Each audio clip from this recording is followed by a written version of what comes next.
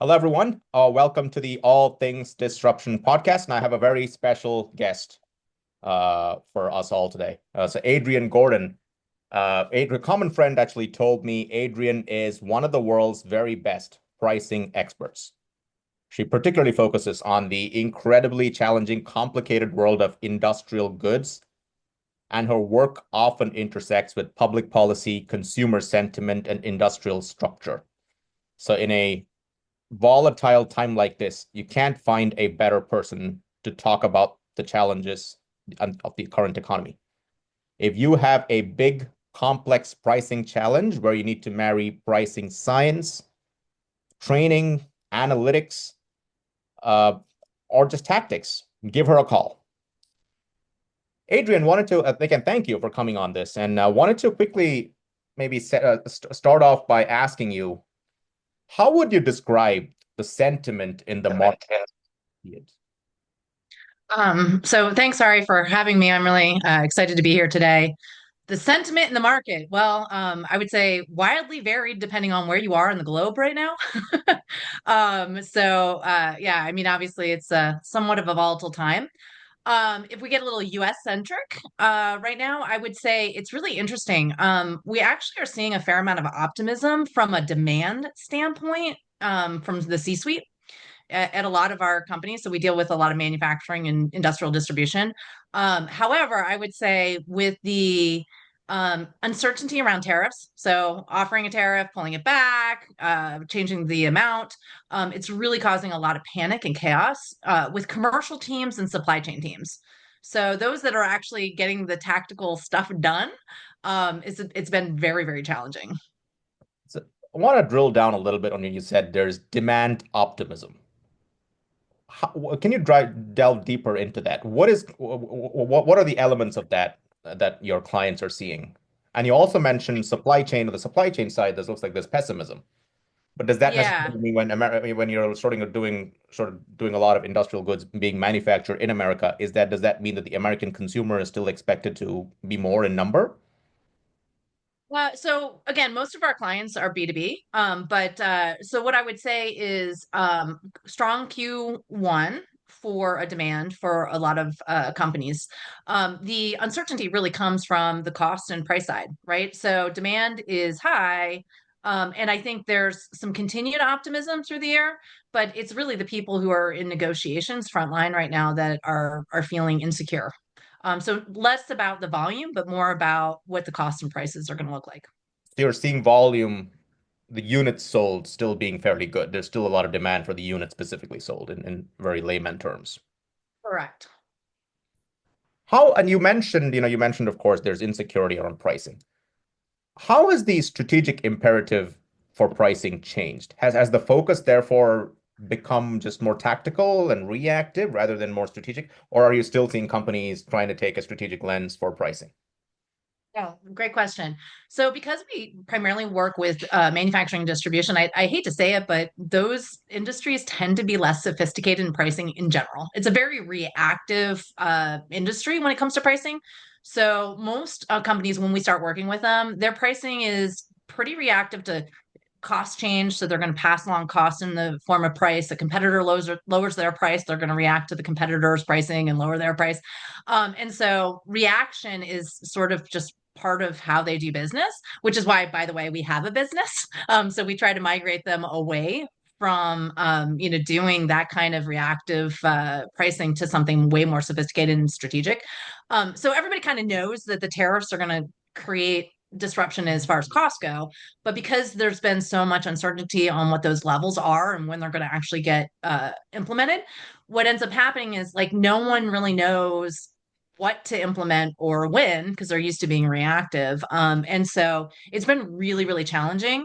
And I'm using the terms like this is not a time to be intellectually lazy and wait for somebody else to tell you what the final answer is. Because honestly, I don't even know if we're going to know that in the next 4 years, right? So this is time to really shift away from that tactical way of doing pricing and really kind of upskill into that strategic space. That's a great point you make. Not Don't be intellectually lazy, but definitely use this time to think about how you could build a strategic pricing as a strategic skill set. Can you tell me some examples of, maybe clients or companies that you've observed broadly leveraging this sort of time to handle this uncertainty proactively? Yeah, well, I mean, 2018, a lot of companies did learn a lot about how to manage in the disruption of tariffs. Um, I think, as opposed to specific examples, what we find is specific traits that are common across companies that actually manage disruptions like this really, really well. And so, from a pricing standpoint, there are three things that we see, and a lot of pricing experts will talk about process. So building, you might have heard the terms dynamic pricing. That just means that you have some systems in place that can pivot on a dime. And that I'm not undermining that. That's incredibly important. So companies that do this well, there's actually a study that was done several years ago. It's my favorite study by the Monitor Group, which I think is now part of Yeah, Deloitte. But Deloitte. favorite study is the companies that actually come out of anything with pricing the most profitable. They nail both process and strategy. So process really critical. The second thing, though, is on strategy. What we find is companies that focus their strategy around choices. So building in their own structure, versioning for customers, some sort of different ways of putting the same offer out. They allow both the customer and themselves to have some control because they're going into negotiations with already a predetermined menu of options. And then the third is that they look at negotiations and business from a collaborative standpoint. That's it. Win-win. Everything has a win-win outcome as a possibility, and they're not looking at it as adversarial. So again, disruption. If you put three things in place, so process, so dynamic process, a menu of options up front, and you're looking at things from win-win. These are the companies that are going to win. Absolutely. So that's a great sort of a three-tier framework here. You just mentioned focus both on process and strategy, provide consumer choice or buyer choice, and focus on win-win relationships that ensure that both in any transaction, both the buyer and the seller come out successful. Yes. So what do you think companies, if you were to advise your clients collectively, where do you think companies should focus more? And what's your sort of maybe if you want to vent a little on what companies are not doing well, uh, what do you think that should be?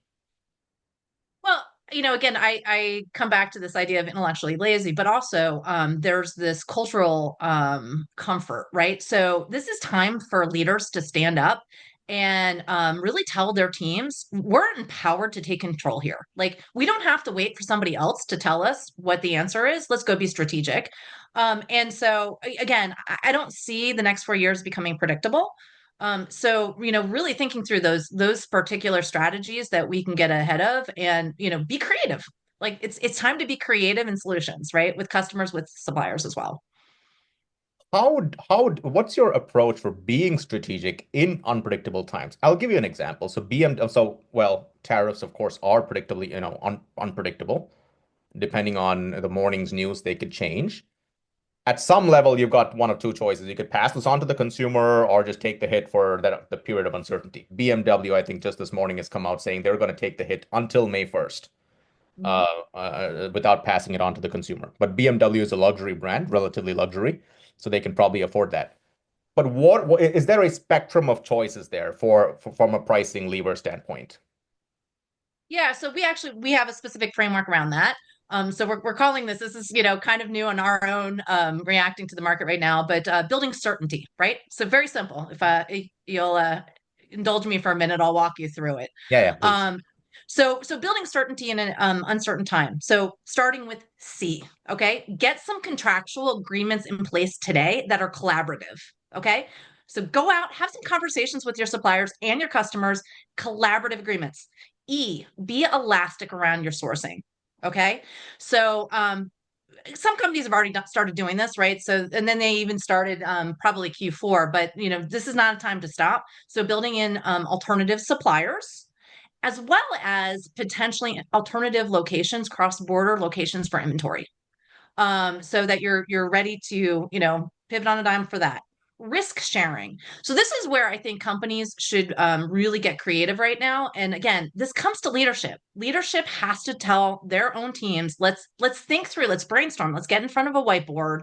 And from a risk sharing standpoint, there's things that I don't think a lot of companies are doing right now, and you and I talked a little bit about it when we were meeting earlier this week. But so things like escrow accounts, let's put our money in some sort of shared entity, or agree upon a separate line item on an invoice, or index the pricing against the tariff. These are all things that could happen that I think would bring some certainty for both people at the negotiation table.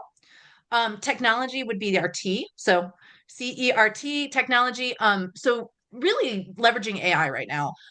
So this is the time where you can actually use AI to do market intelligence in a way that has never happened, right? So you can monitor the market, you can monitor what's happening with specific suppliers, you can monitor what's happening on the tariff of the day.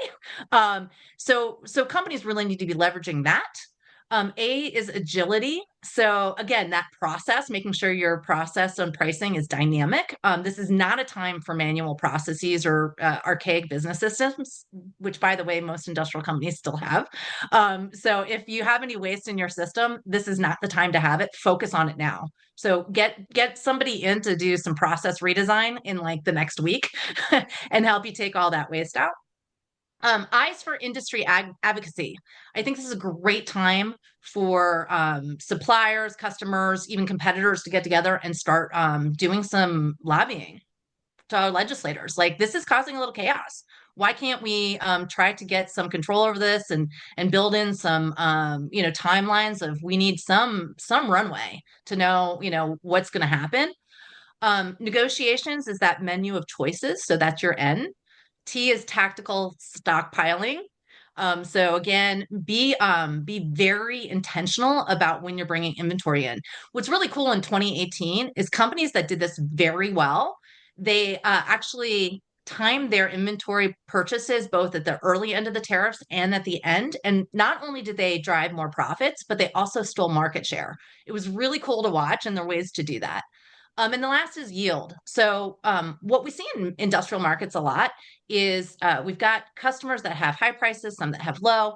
And when they do tariffs, when they're implemented, everybody gets the same number. And that makes no sense whatsoever. So to optimize yield from these tariffs right now, companies need to be very surgical on how they implement. And I will tell you, most companies will not do that. They're going to go ahead and say, okay, the tariff's at 15%.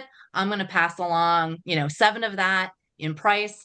And the companies that do that are going to see their high price customers exit and find some other alternative, and their low price customers will not cover their cost.